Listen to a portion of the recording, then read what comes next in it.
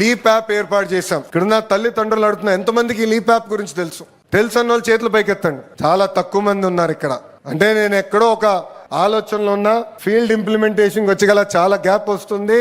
అధికారులందరూ తెలియజేస్తున్నా, ఇమ్మీడియట్ గా మనం తల్లిదండ్రులకి మెసేజ్ ద్వారా, ఈవీఆర్ఎస్ ద్వారా, వాట్సాప్ ద్వారా, SMS ద్వారా లీప్ యాప్ గురించి తెలియజేయాల్సిన బాధ్యత మనందరి పైన ఉంది. ఈ లీప్ యాప్ ద్వారా మీ పిల్లల మార్కులు, అటెండెన్స్, ఏ సబ్జెక్ట్ లో వెనకబడ్డారు నేరుగా తెలుసుకోవడానికి మీకు అవకాశం ఉంటుంది. మీ పిల్లలకి ఏ సబ్జెక్ట్ ఏ టీచర్ కూడా నేర్పిస్తారనేది నేరుగా తెలిసేదానికి అవకాశం ఉంటుంది. ఆ leap app Google play store లో ఉంది. అది డౌన్లోడ్ చేసుకోండి, రిజిస్టర్ అవ్వండి.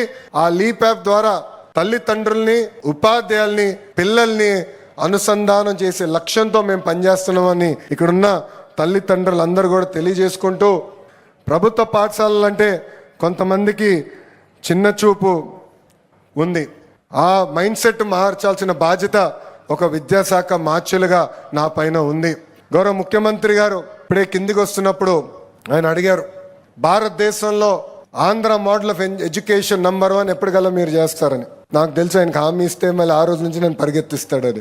అందుకే ఒక సంవత్సరం ఎక్కువ తీసుకుందని, సార్ 2029 కల్లా నేను నంబర్ 1 చేసే బాధ్యత తీసుకుంటాను. సీరియస్గా నా వైపు చూశాడు ఆయన. మీరు చప్పట్లు కొడుతున్నారు, ఆయన కొట్టలేదు. ఆయన నా వైపు సీరియస్గా చూసుకుని, ఒక పక్కన IT శాఖ మార్చులు మీరే, విద్యాశాఖ మార్చులు మీరే, బాధ్యత మీ పైన ఉంది. టెక్నాలజీతో జోడించి మెరుగైన విద్య అందించండి.